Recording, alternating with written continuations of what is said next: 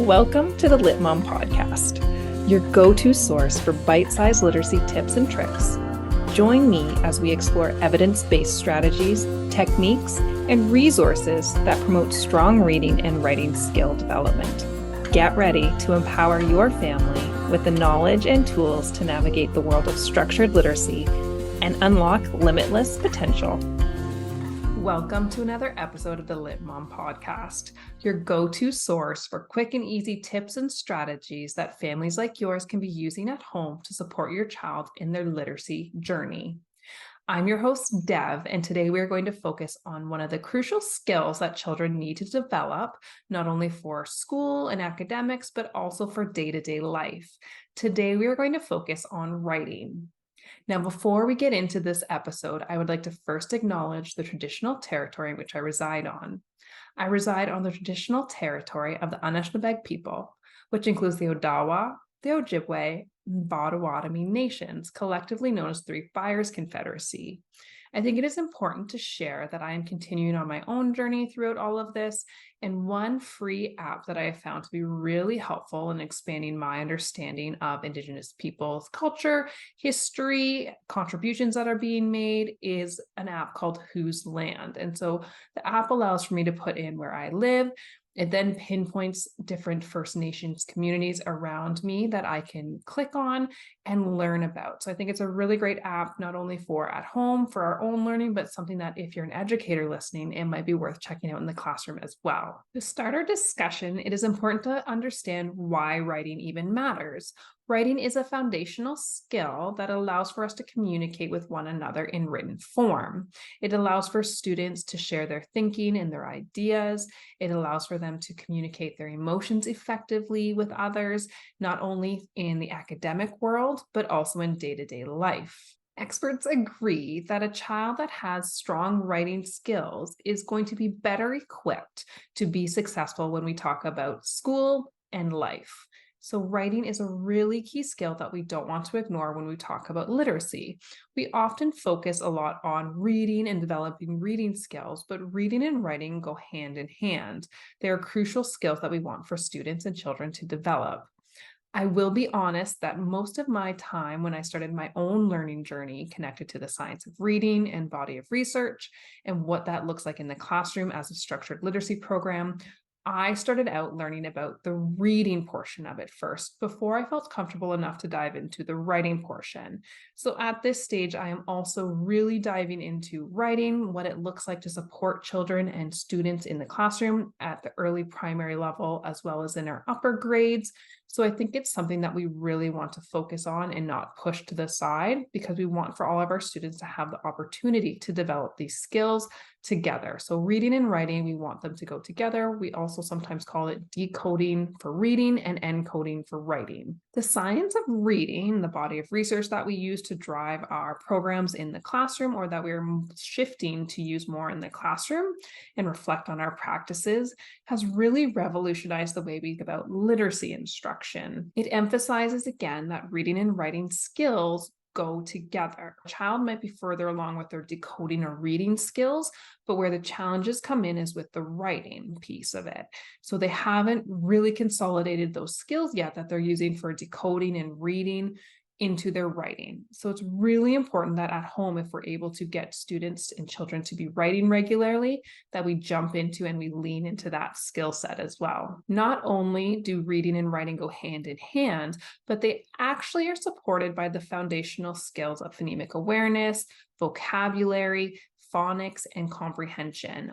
All of those components are valuable when we talk about a child developing reading and writing skills. Research highlights that strong phonics and phonemic awareness are building blocks for literacy, not just again for reading, but also in writing. Children must understand the sounds in words. They must have that connection that letters are going to spell sounds so that they can become proficient in writing. So now that we have an understanding of what the science of reading and research tells us about writing in a very small snapshot, I think it's important that we now talk about some practical tips and tricks that we can use at home to support our children in developing their writing skills. One effective strategy, and it might not seem surprising that I say this, is to ask your child or get your child involved in writing on a regular basis. Whether you're able to get them to engage in this practice for a short period of time daily or every couple of days, you might have to get creative with how you have them engaging in writing practice at home.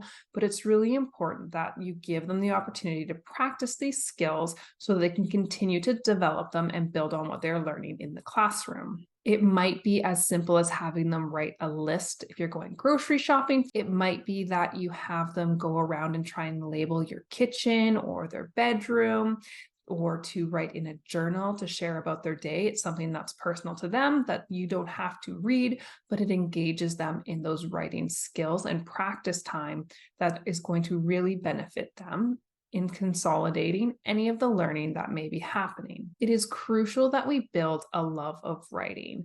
Right now, I imagine that there are some of us that we can imagine when we ask our children to write, they don't want to do the writing because there's components or pieces of it that they're not comfortable with yet, that they don't feel like they've had enough experience with. And so it's hard work. It's demanding on their brain to sit and focus on how do they encode or write words, whether it's a simple letter, whether it's going to be a simple word or simple sentences. And for our older students, paragraphs. If it's something that's going to be challenging because of the brain power that they need to use to do it, they might avoid it or they might start to engage and show frustration. So something to be mindful of, the more practice that they get, the easier the skill will become, and it will be easier for them to do it in the day-to-day capacity. When we talk about writing, there is a developmental continuum that we want to consider. Students are not coming into kindergarten being able to write paragraphs because they haven't been explicitly taught all of the simple concepts and strategies to get them to building and writing paragraphs. So it's okay to think about a child that they are beginning to put down scribbles and shapes on paper to indicate that they are sharing or communicating their ideas with you.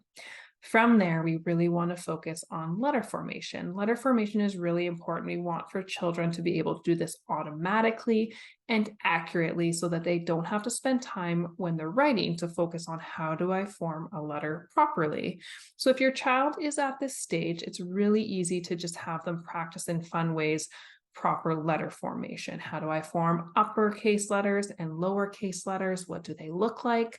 You can do this with crayons, markers, chalk outside, paint, use sand, use their fingers, use Play-Doh. Make it fun, but just so that they're getting in the repetition and practice of building and forming letters in the proper way. From there, they will be ready to work on simple words that they are going to then be able to, if they say them out loud, they might be able to give you all the individual sounds and segment the word, and then pair those sounds with the letters that we would spell them with. So it's going to continue to build from words. You are going to have your simple sentences where you might be able to say to your child a very simple sentence like the cat jumped, and they are going to be able to then write that. So we call that dictating a sentence. It's really good practice because they have to listen to the information that you're giving them and work on writing that down. Or you can have them write in a journal, draw a picture from a prompt on anything they want. So they're not having to listen to what you're telling them to write, but they are just going to write something that is authentic to them. And then you can talk about proper sentences. We want to make sure that children are learning about proper grammar and punctuation. When do we use a capital letter? When do we use an exclamation mark or period? All of these things are really quick and easy conversations to have with your child, not only when they're writing, but also if you're reading together. You can point out, oh, do you notice where the capital letters are? Where's the punctuation? What does punctuation tell us? Who is the character in the story? And talk about nouns and verbs. You can start to have these conversations in really quick and intentional ways that is going to support your child in developing their writing and reading at the same time, which is really beneficial when we think about how can we support children at home in developing their literacy skills. Once we get up into paragraphs, you might want to consider some prompts that you can use. You can ask them to tell you about their day. have them writing, but making sure that they're thinking about word choice, maybe new vocabulary that you're learning. You want for them to consider the different types of writing that we can do. Sometimes if I'm reading a recipe or I need steps for something, I'm going to use that procedural writing. If I want to write narratives, all of these things are different components of writing that really need to come together for a child to understand and have a full skill set when we talk about writing. It's not just one thing of being able to associate letters and sounds together. Those are one of the key pieces in the very beginning with our early learners. But we want to continue to build on what skills they have and they're proficient with to push them along in their understanding. So it's going to look different depending on the age of your child, what they're learning in school, what they've already been covering in school and their understanding of those skills. So again, this brings back that really easy strategy of checking with your teachers and educators and see what maybe they're working on or focusing on when it comes to writing and how you could support at home. Another thing to consider is that children are going to learn how to write letters. They may learn about the audience, consider the purpose of a writing and who it's going to. So maybe you have someone that they can begin to write to in form of letters to share their thinking and communication and get a letter back to read, which is always exciting to have a pen pal and someone to communicate with in written form. Or they can create cards for family members because again, that's going to be a different purpose in the writing.